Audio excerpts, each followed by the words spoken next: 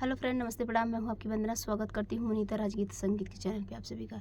एक प्यारा सा छोटा सा कह रहा नाच गीत, लाचारी गीत, जो भी सब समझ लेना, जो भी बैठ सके वो बैठा लेना अपने मन से। तो फ्रेंड, ये प्यारा सा लाचारी गीत है, कैसा लगेगा कमेंट बॉक्स में बताइएगा और चैनल को सपोर्ट करिएगा।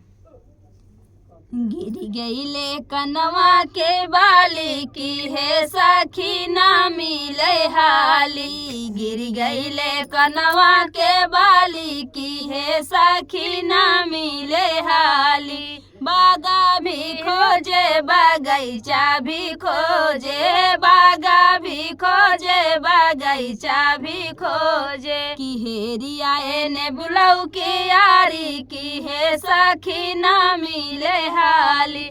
हेरिया ने बुलाऊ के यारी की है सखी ना मिले हाली।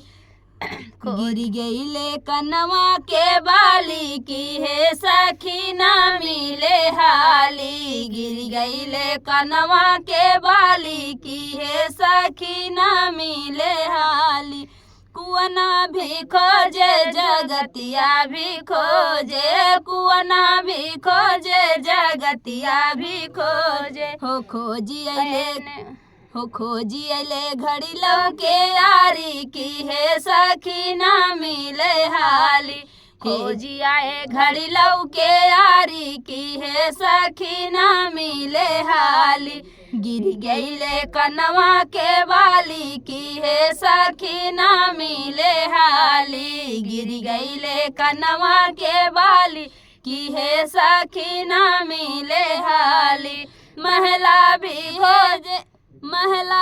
खोजे दो महला भी खोजे, महला भी खोजे दो महला भी खोजे। खोजे आए खिड़कियों की यारी की है सखी ना मिले हाली। खोजी आए खिड़कियों की यारी की है सखी ना मिले हाली।